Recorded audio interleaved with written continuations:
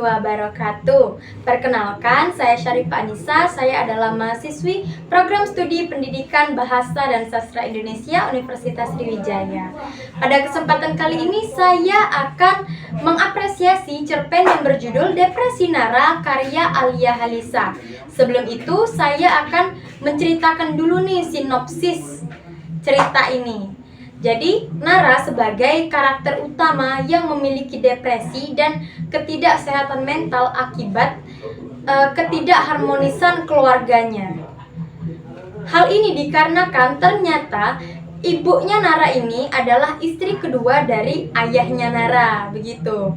Nah, penekanan ini ditambah lagi karena karakter Nina. Nina ini adalah anak dari istri pertamanya ayahnya ini. Nina ini seringkali merundung Nara dengan kata-kata kayak, kamu itu tidak pantas hidup, kamu itu adalah perusak rumah tangga orang. Oke, itu tadi adalah sinopsis singkat dari cerpen ini. Kita langsung masuk ke kelebihannya. Kelebihannya itu menurut saya yang pertama adalah temanya yang kuat. Nah, temanya di sini digambarkan sebagai depresi, digambarkan juga sebagai ketidaksehatan mental akibat ketidakharmonisan rumah tangga. Didukung juga dengan alur maju.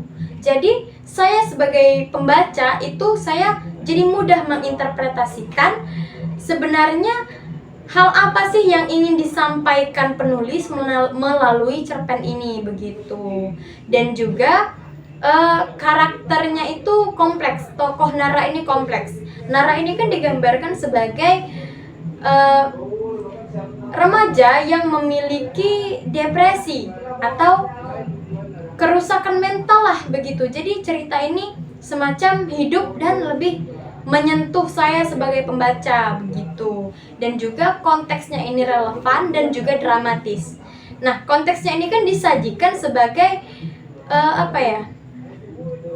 realitas sosial, begitu. Contohnya stigma tentang istri kedua. Nah, hal ini menjadikan cerpen tersebut seakan memiliki kritik sosial, teman-teman, begitu. Lalu, saat ada kelebihan tentunya ada kekurangan, bukan? Nah, kekurangan dari cerpen ini yang pertama adalah endingnya tragis. Endingnya itu kan Nara ini meninggal akibat bunuh diri. Nah, menurut saya sebagai pembaca, masalah apapun di dunia ini harusnya bisa diselesaikan dengan kepala dingin, tanpa harus melakukan hal-hal keji seperti itu, begitu. Dan juga sayang sekali di cerpen ini tidak diberikan tokoh yang harusnya menyelamatkan si Nara ini, yang menjadi penyelamat Nara ini, begitu. Dan juga digambarkan orang tuanya Nara ini malah seakan tidak berdaya, begitu, melihat putrinya mengalami depresi, begitu. Dan juga menurut saya dialognya itu kaku. Harusnya kan Nara dan Nina ini di gambaran saya itu digambarkan sebagai seorang remaja. Tetapi Nina, yang Nina ini kan anak dari istri pertama, gitu. Nina ini bilang begini, kamu itu dasar perebut kebahagiaan rumah tangga orang, begitu. Nah, itu tuh menurut saya kurang kurang relevan bahasanya bagi anak-anak remaja, begitu.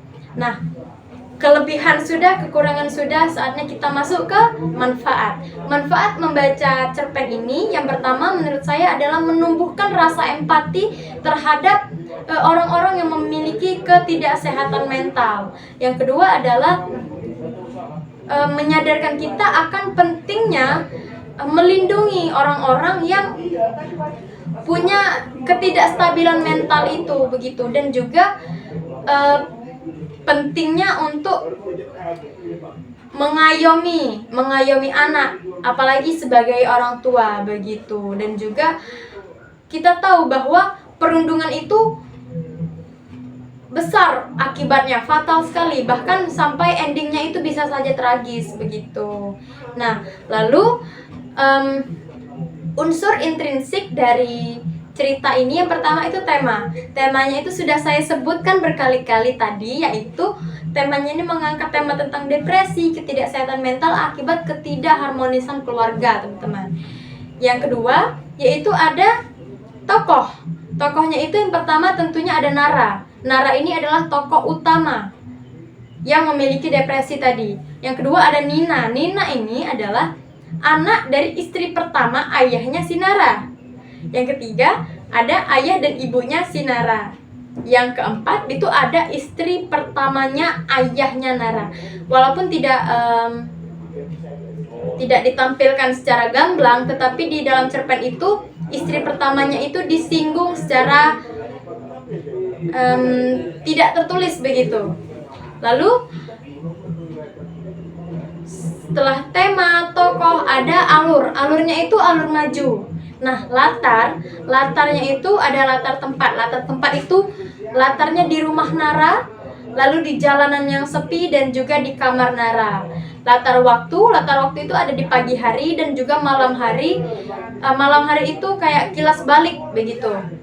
Lalu latar suasananya itu tentu saja mencekam dan juga ya pokoknya mencekam sekali lah latar suasananya.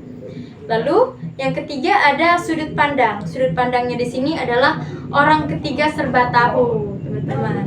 Lalu setelah sudut pandang ada lagi amanat. Amanatnya itu adalah kita jangan sampai merundung orang karena akibatnya itu sangat fatal, bahkan bisa sampai tragis begitu. Dan juga yang terakhir itu ada gaya bahasa. Gaya bahasanya itu kayak deskriptif, dia menggambarkan, lalu ada metaforanya juga.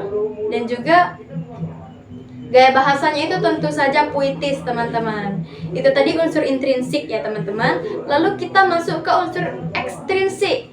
Nah, unsur ekstrinsik yang pertama itu adalah latar sosial si cerita ini. Nah, latar sosial cerita ini menurut saya adalah cerita ini tuh terjadi di masyarakat yang masih memiliki stigma tentang istri kedua itu kayak harusnya disudutkan begitu.